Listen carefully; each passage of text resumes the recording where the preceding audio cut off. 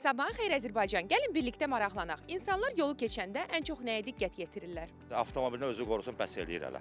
Maşınlara, yəni hərəkət istiqamətində də.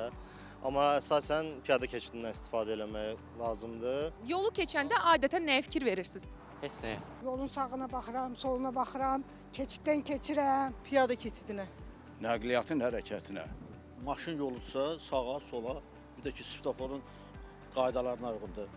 Svetofora, sonra piyada keçidinə. İnsan yəni ki, ehtiyatı onun üçün çox önəmlidir. Öncə yol, əgər çoxlu sürəkli maşınlar gedən tras varsa, öncə keçidlər olmalıdır. Yəni ki, o bizim üçün nəzərdə tutulur. Ehtiyatımızı təmin etmək üçün keçidlərdən istifadə edilir. Amma çox təəssüf ki, çox insanlar buna riayət eləmirlər və qəzaya uğrayırlar.